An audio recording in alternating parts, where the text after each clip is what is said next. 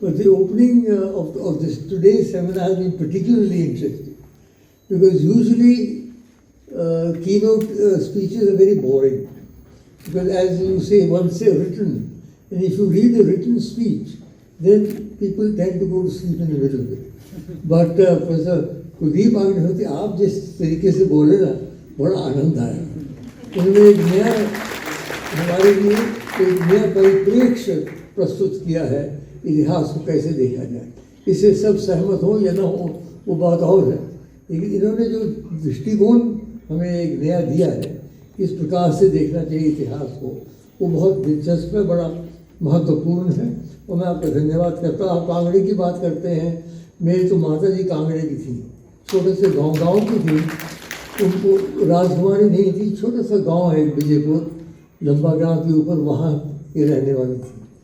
तो मुझे तो कांगड़ा से बचपन से ही बहुत प्रेम हो गया. और हमारे जनरल जोरावर सिंह तो हिमाचल के थे ही थे, उसके अतिरिक्त भी जो कटोच है, पठानी है, जो सब योद्धा हैं वो कांगड़े से हमारे स्टेट फोर्सेस में थे. हमारे जो स्टेट फोर्सेस थे ना वो बड़े अद्भुत थे. उसमें डोगरा से, जम्मू से और कांगड़ा से, और उसमें डोगरा बैलेंस से, राजपूत भी से, ब्राह्मण भी है, क्योंकि डोगरा ब्राह्मण भी योद्धा है उतने ही. कई ऐसी कौमें हैं जिनमें ब्राह्मण युद्ध में नहीं जाते हैं, वो बैठे रहते हैं, लेकिन डोगरा ब्राह्मण जो है वो तो बिल्कुल बराबर योद्धा है. और बहुत सारे उनमें से आपको याद हो जनरल कोर वगैरह, बहुत सारे जनरल हमारे जो बने वहाँ चीफ ऑफ आर्मी स्टाफ बने कांगड़ा से. तो डोगरा से और सिख थे और गोरखस थे और मुसलमान थे, कश्मीर के नहीं, हमारे जम्मू के मुसलमान जो थे वो थे. तो एक बड़ी अद्भुत ये एक स्टेट फोर्स थी. इट वॉजंट अ यूनिफाइड और कास्ट फोर्स जैसे सिख हैं या मराठा, ऐसा नहीं था. बहुत मिक्स, बहुत अद्भुत था. Because the very state that Maharaja Gulab Singh ji created was a pluralistic state. It was a state in which many languages flourished, many religions flourished, many cultures. I remember when we used to have our darbars, we used to have the bhutiyas coming in their own costumes, and people from Ladakh coming in their costumes, and it was an extraordinary event. So this was a remarkable state, and it is always a matter of some regret to all of us that Maharaja Gulab Singh's place in the creation of modern India has not been adequately recognized. It has not been recognized clearly. If Maharaja Gulab Singh had not founded the state of Jammu and Kashmir, India's borders would not have been beyond Patnitop, not even Banihal perhaps.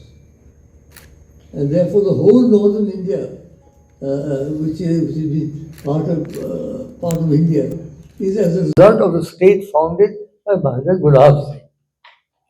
And in the founding of that state, General Zorawar Singh played a very special role. Because in the same way as Maharaja Gulab Singh and Ranjit Singh made a remarkable coordination, many of the battles that Maharaja Ranjit Singh won were as a result of the Maharaja Gulab Singh inputs.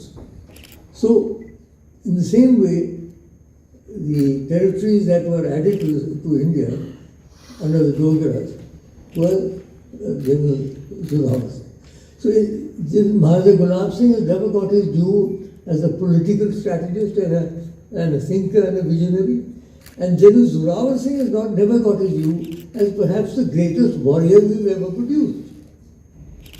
One doesn't want to denigrate anybody else, but everybody talks about Chhatrapati Shivaji Maharaj. We have the highest regard for him, Maharana Pratap and all. They all fought within the boundaries of India because that's where they were located.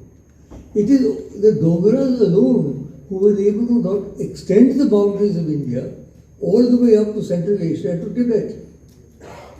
Now, this is something which I cannot understand why our historians have ignored. There has been a constant attempt to denigrate and belittle the Dogra inputs in Indian history. And by Dogra inputs, I mean Maharaja Gulab Singh, I mean General Zorawar Singh, General Baz Singh, Mehta Basti Ram, all the great administrators and generals who participated in those campaigns, all of them have made a great contribution. And today we are discussing, particularly, it was my suggestion, we've done seminars on Maharaja Hari Singh, Maharaja Gulab Singh, Maharaja Ranveer Singh, Maharaja Hari Singh. I suggested last time, let's have the next seminar on General Zorawar Singh. Well, even Maharaja Gulab Singh's greatness really grew because of the contribution of General Zorawar Singh. How we should try and remedy. And it is in order to try and remedy this that we've set up the Maharaja Gulab Singh Research Institute, which is organized over the last 5 or 6 years, thanks to Sir Rajput and his team, and Sir Shyam Bihari Lal and Sir Soman Jamal. They have, between them, they are the ones who have undertaken these seminars and other activities, and we publish them each time. So this, I hope, also will be published one day in a book. Now, how did General Zorawar Singh and Maharaja Gulab Singh meet? There is a perfectly sort of matter-of-fact introduction given in the paper. But there are lots of folklores about that. And the Jammu, the folklore is Maharaja Gulab Singh then was going to Tabi and Zorawar Singh was coming up. They met there. Somehow, I think, either there was a crisis, Maharaja Gulab Singh, he was also quite tough, but he was a smaller man, and he sort of got pushed aside. He looked back, he said, who is this? And he saw this strapping young man. And he said, what is your name? And my name is Zorawar Singh. And bada zabardast naam hai. Mere to naam hai mutabak chal gaya. I hope you will be able to live up to your name. Zorawar Singh ne askha, ye te mauka milu, te samay milu. वो जवाब नहीं सकते, मैं जवाब नहीं सकता. So Maharaja Gulab Singh was taken aback. This young man with this beautiful physique, how could he answer that? So he immediately took him into his service. That is the story in Jammu. Whether that's a sort of a myth or whether it is just one of those folklores, I do not know. But the Takra dena inda hua, tabi de kinare, ye pakki gal hai. Therefore, from that time onwards, Maharaja Gulab Singh became, in the same way, Raja Gulab Singh, interestingly, both Gulab Singh and Zorawar Singh started as foot soldiers. Though a Sipahi shuru kita come up, they did not fall from the heavens, they worked their way up. From foot soldiers, look where they ended. Maharaja Gulab Singh became the ruler of the largest state in India, and Zorawar Singh became the conqueror of the largest areas that India has ever conquered. India was always conquered by other people. If we did the conquest, it was here. And so I'm very happy that this seminar is going to look into various aspects. I must thank, by the way, our generals for their very valuable inputs, both as far as military tactics is concerned and as far as the general situation is concerned. As has been said, we have lost a lot of those territories. I think we at least lost, for the time being, we've lost Baltistan, huge area, and we've lost a big part of Ladakh also with the Aksai. So I would say we've lost more than half of what Zorawar Singh had conquered. Therefore we should realize the greatness of these people, how he conquered these areas. And what I feel is very important is for us to look at the creation of modern India and the contribution made by Sher Punjab Maharaja Ranjit Singh, by Maharaja Gulab Singh and by General Zorawar Singh. These three figures, as has been mentioned, play a critical role in the history of North India and modern Indian history. And even our well-known historians, I won't name them, but they also tend to stress it's been a great tragedy, Mr. Chairman, that people are only interested now in the accession and the problems besetting accession. We do not look at the history of the Dogras. We are having tomorrow, by Professor Pandita, a talk on Kashmir under the Dogras. He's published a book on that. And he's trying to point out how, under Dogra rule, 100 years of Dogra rule, the Kashmir developed its horticulture, its sericulture, its tourism, and its health facilities and education facilities and so on. So, what do people say? Maharaj Gulab Singh bought Kashmir for 70 lakhs and Maharaj Hari Singh was at the time of the accession. They don't look at what has happened, what did these people do? And so therefore, you've got to relook at this. You cannot brush the Dogras aside as you have done. Again, I'm sorry. I've been raising this for a long time. In fact, as many of you know, the reason that I kept raising this is that I was always, people were asking, why were you never consulted by the government of India? Although I was in the government of India for 10 years. I said the reason is simple. You remember a medical film called The Man Who Knew Too Much? I am the man who knows too much. And that's why I'm involved in the process. So therefore I've had a long spell in public life. I've been in public life for 70 years now, starting at the age of 18. So exactly 74 years I've been in public life, by Lord Shiva's grace. And I've done a lot of things and I've achieved a lot of things, but what I was never able to do was to make a contribution towards a solution or a working out of the Jammu and Kashmir situation. And that was because the government of India, successive governments of India, did not want me involved directly in jail. So anyhow, that's the way it was. I'm not blaming anybody. Maybe they're right. Maybe I was an embarrassment. Maybe if I had spoken the whole truth, it may have been an embarrassment for the government of India. And of course, that's nobody wanted to embarrass the government. So on this occasion, I will just say, congratulate the university. Thank you for your cooperation with the Maharaj Gulab Singh Research Institute. We look forward to a lot of other developments. I'll just end with one interesting point. In 1953, my wife and I, we decided to go to Qatar.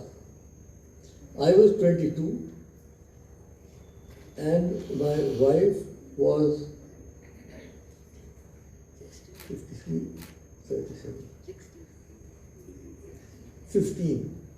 I'm sorry we broke the law, but the law didn't apply to JNK at that time. The Sharda Act didn't apply to it. So we were married when I was 19 and she was 13. So that's fine. And this was like another 3 years later, in 1953, we decided to go to Ladakh. Now this is the first time that anybody from the direct family of Maharaj Gulab Singh visited Ladakh. It's an interesting point. Nobody from the actual family had actually visited Ladakh, as far as I am aware. Maharaj Gulab Singh did not visit Ladakh, Maharaj Ranveer Singh did not visit Ladakh, and I don't recall my father ever having visited Ladakh. So we went there. I had at the back of my mind, because after all, we did fight battles and we did conquer those people and we did sort of dominate them. What would the reaction of the people be? I had happened to take large bundles of cloths to give away to children. But it's astounding, we went there, the sort of reception that we received. Wherever we went, in Ladakh, it was so enthusiastic. So there was no trace at all of any anti-Dogra feeling, which made me feel very good. That meant that the whole thing had disappeared whatever resentment they may have been earlier, and that had now disappeared. They were so delighted. यहाँ तक कि वो तो कपड़ा काट काट के उन्होंने अपने घरों में रखा. ये हमारे this is something a relic, a very very valuable thing. So it was a fascinating visit, by the way, and how General Zorawar Singh was able to conquer those areas. His tactics and his visionary way of working is astounding. It's only when you go there that you realize the extent. We went in a DC-3, luckily, so we could see more of the terrain. Now you go in the jets, you see nothing. We went to the DC-3, which was flying quite low, and we saw these mountains, unending mountains. How the Dogras, 5,000 or 6,000 Dogras from the foothills of Jammu and Himachal were able to go and fight and conquer there is itself an astounding thing. आज भी वहाँ नहीं जा सकते बिना बड़े equipment लेके और गैस मास्क वगैरह लेके. You can't go. Oxygen mask. And there was no oxygen. There were no medical facilities. Camps. How did they manage? Everybody gave them. How did they cook? How did they stay? How did many of them settle then there and get married and integrated into the community? So this is a great sociological study, and a military and technical study of how the Dogras were able to integrate these areas to the integrated. And this is a very, very interesting point. So I would like to congratulate the Maharaja Gulab Singh Research Institute and Jammu University. As you say, I was the first chancellor of the combined Jammu and Kashmir University for 18 years. और विशेषकर आपको अग्निहोत्री जी बहुत आपका धन्यवाद करना चाहता हूँ. Deshbhagat university Punjab. Courses offered: PhD, postgraduate, undergraduate, PG diploma, diploma, certificate. Contact us for admissions.